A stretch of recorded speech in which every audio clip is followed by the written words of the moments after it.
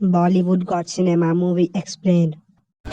कहानी का main character एक लड़की है। वो एक ऐसी लड़की है जो समंदर से बहुत प्यार करती है। इतना प्यार करती है कि वो अपनी सारी जिंदगी समंदर में रहकर यानी सेलिंग करके गुजारना चाहती। उसका नाम था टैमी ऑल्टर, जिसे टैमी भी कहते हैं, और उसका ताल्लुक कैलिफोर्निया से था। वो अपनी जिंदगी को सेलिंग करते हुए एक बेहतर तरीके से और एक खुशगवार तरीके से गुजारना चाहती। टैमी ने अपनी स्टडी ग्रेजुएशन तक कंप्लीट करने के बाद सेलिंग ज्वाइन कर ली और अपना सफर वो कश्ती के जरिए तय करते हुए ताहिती आ गई, जो कि एक खास जगह का नाम था। ताहिती एक ऐसी जगह का नाम था जो कि एक बहुत खूबसूरत आइलैंड था। उसकी मुलाकात एक लड़के से होती है जिसका नाम रिचर्ड था। वो भी काफी अरसे से ताहिती में ही रह रहा था। वो बिल्कुल टैमी की तरह ही था, यानी वो भी समंदर से प्यार करता था और वो अपनी सारी जिंदगी ताहिती में गुजारना चाहता। उसके पास अपनी जाती बोट थी जो वो सेलिंग में इस्तेमाल करता था। वो दोनों एक दूसरे को समझने लगते हैं और एक दूसरे को पसंद करते हैं। रिचर्ड ने बहुत सारी कश्तियां अपने हाथों से बनाई था। टैमी ये सब देखकर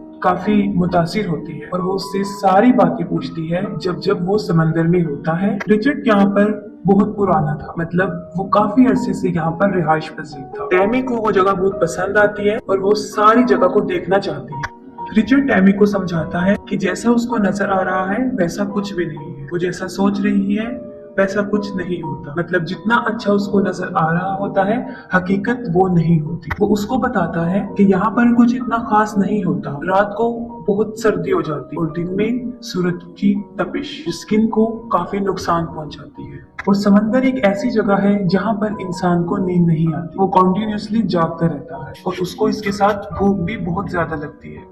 और अगर अकेला शख्स समंदर में रह जाए तो उसको ह्यूसिनेशन महसूस होने लगता है, मतलब जो कुछ होता नहीं वो इंसान को नजर आता है। रिचर्ड ये सब कुछ इसलिए बता रहा था क्योंकि वो अब इसका तजुर्बा हासिल कर चुका था। इन सब बातों से दो चार हो चुका था, मतलब वो इन सब को झेल चुका था। वो बताता है कि यहाँ पे सबसे खूबसूरत चीज जो मुझे नजर आई है वो शाम को सूरज का डूबना होता है। कि जब शाम को सूरज डूब रहा होता है तो वो मंजर देखने के काबिल होता है, बहुत खूबसूरत होता है। वो कहता है कि ऐसे जज्बात और फीलिंग्स है जो इंसान अपनी जुबान से बयान नहीं कर सकता। फिर हम देखते हैं कि उन्हें एक दूसरे से मोहब्बत हो जाती है और 6 माह तक वो दोनों एक दूसरे के साथ एक ही बोट में रहते हैं। उनकी जिंदगी के दिन ऐसे ही गुजर रहे होते। फिर हम देखते हैं कि कुछ अरसे बाद रिचर्ड के कुछ पुराने दोस्त जिसका नाम पीटर और उसकी वाइफ क्रिस्टीन उससे मिलते हैं। वो लोग भी कैलिफोर्निया से यहाँ पर आए थे। उनकी अपनी जाती बोट थी जो कि बहुत खूबसूरत थी। उन लोगों को यहाँ से इमरजेंसी जाना हो। वो रिचर्ड को कहते हैं कि हम तो यहाँ से जा रहे हैं, क्या तुम हमारी बोट को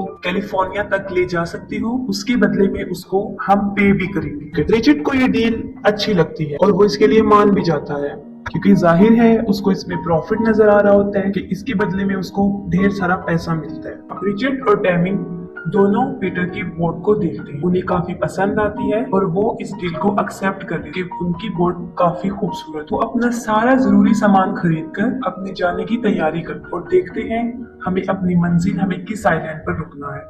ये सब सोचने और अपना फैसला करने के बाद वो अपना सफर शुरू करते हैं और उनका ये सफर तकरीबन 4000 मील का होता है। 4000 मील एक बहुत बड़ा फासला, इसलिए उनको इसमें काफी दिन लग गए थे। रिचर्ड अपनी जिंदगी का सबसे बड़ा फैसला करता है। वो टैमी से शादी करने का फैसला और उसको शादी के लिए प्रपोज करता है। टैमी भी उससे मोहब्बत करती है, इसलिए वो उसका फैसला कबूल करती है।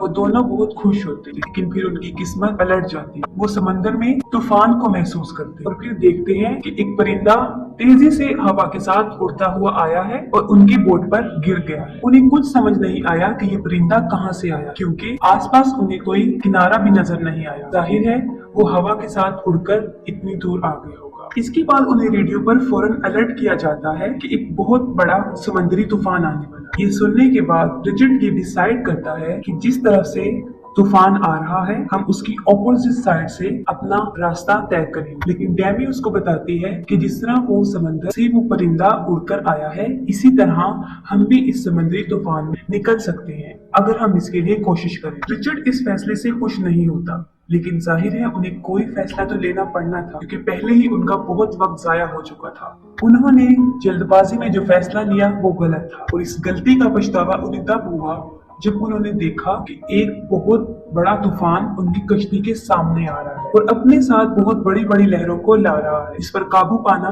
काफी मुश्किल है और इन हालात को देखते हुए वो काफी परेशान हो जाते हैं और अपनी कश्ती को संभालने की कोशिश करते, लेकिन उनसे उनकी कश्ती संभल नहीं पाती। इन हालात को देखते हुए रिचर्ड टैमी को कहता है कि वो फौरन नीचे चली जाए। बहुत बड़ी बड़ी लहरें आती और जैसे ही टैमी अंदर जाती है एक बहुत बड़ी लहर आती है जो रिचर्ड को अपने साथ ले जाती है और टैमी भी वहां पर गिर जाती है और बेहोश हो जाती है और उनकी कश्ती बुरी तरह तबाह बर्बाद हो जाती है। सुबह जब उसको होश आती है तो वो अपने आसपास पानी और टूटी हुई कश्ती देखती है। इस वाकये में वो खुद भी काफी जख्मी हो चुकी, जगह जहाँ चोटें लग गई थी उसको काफी तकलीफ भी हुई, लेकिन फिर भी वो हिम्मत करके किसी तरह कश्ती से बाहर आती है और अपने आसपास रिचर्ड को ढूंढती है, लेकिन उसको रिचर्ड कहीं दिखाई नहीं देता। वो रिचर्ड को आवाजें देना शुरू हो जाती। वो सोचती है कि शायद रिचर्ड बोट से गिर गया और उसको पुकारती पुकारती वो चिल्लाना शुरू करती, लेकिन रिचर्ड नहीं आता। रेडियो से अपनी आवाज भेजने की कोशिश करती, लेकिन इस झटके की वजह से सब कुछ तबाह बर्बाद हो गया होता है। इलेक्ट्रॉनिक चीजों में पानी चला गया होता है। उनकी कश्ती अब बिल्कुल बेकार हो चुकी है, वो अब किसी काम की नहीं रही और वो अब यहाँ समंदर में ही पड़ी रही, क्योंकि बोट को आगे बढ़ने में जो पर्दा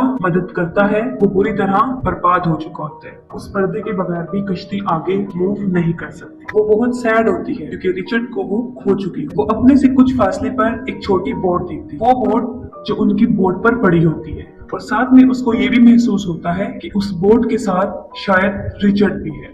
वो छोटी बोट उनकी कश्ती से काफी दूर होती। अगर वो अपनी बोट छोड़ के जाती तो वो उनसे दूर निकल जाती, इसलिए उसको अकेले छोड़ना अक्लमंदी नहीं। वो सोचती है कि अब उसे क्या करना चाहिए। वो इर्द गिर्द देखती है, उसको एक बहुत बड़ा पर्दा नजर आता है जो बिल्कुल उसी पर्दे की तरह होता है जो कश्ती को आगे बढ़ने में मदद। वो उसको लगाने की काफी कोशिश करती, क्योंकि वो काफी मुश्किल काम था और उसमें एक इंसान से वो लग नहीं सकता, उसके लिए ज्यादा लोगों की जरूरत पड़ती। लेकिन टैमी फिर भी हिम्मत नहीं हारी और मुसलसल उसको लगाने की कोशिश करती और आखिर वो कामयाब हो जाती है। उस पर्दे को हवा में लहरा दी। उसके बाद वो कश्ती को उस छोटी कश्ती की तरफ लेकर जाना शुरू कर दी। जैसे ही उसकी बोट उस छोटी कश्ती की तरफ जाती है वो फौरन रस्सी उठाती है, खुद को उस रस्सी से बांधती है और समंदर में कूद जाती है और फिर वो छोटी बोट की तरफ पहुंच जाती है। वो देखती है कि वहां पर रिचर्ड है जो बहुत जख्मी हालत में और बहुत मुश्किल से उसकी जान बच गई, क्योंकि जितना वो जख्मी हो चुका था उसका बचना नामुमकिन था। टैमी उस रस्सी के सहारे दोबारा कश्ती में आती है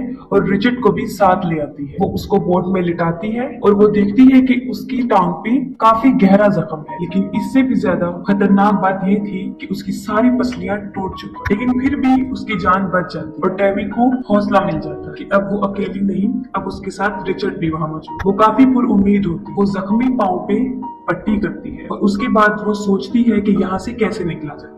उसके बाद हम देखते हैं कि वो पाइप के जरिए बोट में पानी को बाहर निकालती है और जहाँ से कश्ती टूट चुकी है वहां पर टेप के जरिए जोड़ती है। इसके बाद वो यहाँ से निकलने का रास्ता ढूंढ वो नक्शे को पढ़ने की कोशिश करती है। ये चीज उसके लिए काफी मुश्किल थी, लेकिन वो फिर भी उसको पढ़ती रहती। इसके दौरान उसे पता चलता है कि वो तकरीबन 25 दिन में सैंटियागो पहुंच सकती है अगर उनकी कश्ती तबाह ना हो। लेकिन वहां पे हवाएं और लहरें बहुत तेज थी जो उनको आइलैंड यानी उनकी मंजिल से और दूर लेकर जा रही, जिससे उनको साफ नजर आ रहा था कि दिनों तो क्या वो तो महीनों में भी अपनी मंजिल की तरफ नहीं रह जा। कोई भी उनकी मदद को नहीं आया तो वो सारी जिंदगी के लिए यहाँ फंस सकते हैं और यहाँ से उनका निकलना नामुमकिन हो सकता है, क्योंकि जापान तक उन्हें कोई आइलैंड दूर दूर तक नजर नहीं आ रहा था।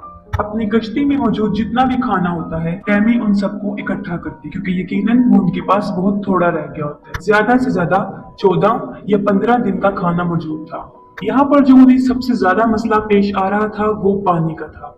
उनके पास पीने का पानी नहीं था, क्योंकि शायद लहरों के टकराने से उनका वाटर प्रेशर टूट चुका था और पानी आना बंद हो गया था। लेकिन उनके पास थोड़ा बहुत पानी था जिस पर वो अपना गुजारा चला रहे थे। ये हालात, ये दिन उनके ऊपर एक इम्तिहान की तरह गुजर रहे, क्योंकि वो एक ऐसी जगह पर मौजूद थे जहाँ पर ना फिशर्स आते हैं और ना कोई सियाह, क्योंकि वो किनारे से इतना दूर थे कि आम इंसान उनको सोच भी नहीं सकता। वो ऐसा महसूस करते हैं कि अब वो यहाँ से कभी भी नहीं जाएंगे। वो यहाँ पर गुम हो गए और सच में वो यहाँ पर गुम हो चुके थे। उन्हें अपनी मौत साफ दिखाई दे रही। एक तो वो समंदर में फंस गए थे ऐसी जगह पर जहाँ पर उनका बचना नामुमकिन है, और दूसरा खाने पीने की तरफ उनका खाना भी दिन ब दिन कम होता जा रहा है। और जो सबसे बड़ी प्रॉब्लम ये थी कि टैमी वेजिटेरियन। टैमी बहुत परेशान होती है। इस पर रिचर्ड उसको समझाता है कि हमारे पास खाना कभी भी खत्म नहीं हो सकता अगर तुम समंदर से मछलियां पकड़ती हो। और ऐसा करने पर टैमी साफ इनकार कर देती है, लेकिन उसके बाद वो फिर भी कोशिश करती है, लेकिन हर बार नाकाम हो जाती है। टैमी को अपनी गलती का एहसास होता है। वो रिचर्ड से माफी मांगती है। रिचर्ड तो बेचारा किसी काम के काबिल ही नहीं था कि वो पूरी तरह जख्मी हो चुका था और उसकी हड्डियां भी टूट चुकी थी। बारिश आ जाती है। इस पर टैमी बहुत खुश हो जाती है और खुशी से चिल्लाने लगती है और उनके पास जितने भी बर्तन मौजूद होते हैं वो सबको उन बारिश के पानी से भर लेती है। लेकिन उनकी जिंदा बचने के लिए ये चीज काफी नहीं थी। उनको खाने के लिए भी चीजें चाहिए थी। दिन ब दिन उनकी हालत खराब से खराब तर होती जा रही। वो दोनों लेटे होते हैं। टैमी को दूर एक बोट नजर आता है, एक बहुत बड़ा बोट। वो फौरन फायर करती है। वो फायर से उनको बुलाने की कोशिश करती है, लेकिन वो लोग बगैर उनको लिए वहाँ से चले जाते, क्योंकि वो सोचते हैं कि यहाँ पर कश्ती हो ही नहीं सकती। उन्हें वहाँ रहते रहते तकरीबन 20 दिन गुजर चुके और उनकी हालत बदतर से बदतर होती जा रही। और टैमी उसी चीज का शिकार हो रही जो आपको मूवी शुरू होने के स्टार्ट में बताया था, यानी हेलुसिनेशन, धोखा, फरेबनेस। टैमी अपने अंदर अजीबोगरीब तब्दीलियां महसूस कर रही। वो महसूस कर रही थी कि वो पागल होती जा रही है और उसको अब यकीन हो गया था कि अब वो यहाँ से बचकर नहीं निकले और यहीं पर उनकी मौत हो जाए। उनके पास वाइन्स की कुछ बॉटल्स थी जिस पर वो अपना गुजारा चला रहे थे और अपने पेट को भर रहे थे। टैमी काफी मेहनत करती और रिचर्ड को बचाने के लिए वो काफी स्ट्रगल करती। उस कश्ती में रहते रहते उनको तकरीबन 40 दिन बीत जाते। टैमी बहुत इल्यूसिनेट करने लगी, क्योंकि आपको हमने बताया था कि उसको रिचर्ड ने भी ये बात बताई थी कि कोई शख्स अगर समंदर में ज्यादा अरसे के लिए रहता है तो उसके साथ ऐसा होने लगता है। उसको हर चीज धोखा, फरेब नजर आने लगता है। और इन सब हालात से टैमी भी गुजर रही। वो ये बात, क्योंकि रिचर्ड तो कब से मर गया था जब उनकी कश्ती डूबी थी, ये सब उसको इल्यूसिनेशंस की वजह से हो रहा था, क्योंकि वो काफी शॉक थी और काफी स्ट्रेस की वजह से उसके साथ ये सब हो रहा था, क्योंकि वो इस सदमे से बाहर ही नहीं आ रही थी कि वो रिचर्ड को खो चुकी है। और उसकी ये इल्यूसिनेट इतनी पावरफुल थी कि अब तक वो रिचर्ड को महसूस कर रही थी, वो सब इसी की वजह से था। वो कैसे? क्योंकि जिस रिचर्ड को वो महसूस कर रही थी असल में वो था ही नहीं। वो खुद से अकेले में बातें करती रही और उसको लगता था कि उसके आसपास रिचर्ड मौजूद, क्योंकि वो रिचर्ड से प्यार करती थी। और इस बात को एक्सेप्ट करना काफी मुश्किल था कि उसने रिचर्ड को हमेशा के लिए खो दिया। और 40 दिन गुजर जाने के बाद आखिरकार उसको यकीन आ ही जाता है कि अब रिचर्ड नहीं रहा और अब वो अपनी इमेजिनेशंस की दुनिया से बाहर आ जाए। काफी मरतबा हम फिल्म में ये देखते हैं कि वो रिचर्ड को महसूस कर रही होती, वो देख रही होती है, लेकिन हकीकत में ऐसा नहीं हो। लेकिन उसकी किस्मत अच्छी थी, उसकी जिंदगी को एक और मौका दिया था और वो देखती है कि एक बोट उससे थोड़ी दूर के फासले पर है, उसकी तरफ आ रहा है। इस बार भी वो गन से फायर कर और फिर उन लोगों को पता चल जाता है कि वो वहाँ पर कोई मौजूद है। और इतने दिनों के बाद, इतने नामुमकिन हालात में, जो मैं शुरू में आपको बता चुकी, वो बच जाती है। वो तकरीबन वहाँ पर 41 दिन तक रुकती है। एक काफी लंबा अरसा समंदर में रहना काफी बुरा एक्सपीरियंस हो सकता है और उसकी जान बच जाती। और ये बहुत सच्चा वाकया है, बिल्कुल हकीकत पर मबनी। इसके बाद भी टैमी सेलिंग नहीं छोड़ और अपनी सारी कहानी को सामने रखते हुए वो किताब लिखती है। वो बताती है कि रिचर्ड ने मेरी मुश्किल वक्त में बहुत साथ दिया और अब तक उसके कानों में उसकी आवाजें गूंजती रही। और आज अगर वो किसी की वजह से जिंदा है तो वो सिर्फ रिचर्ड। मूवी काफी इम्प्रेसिव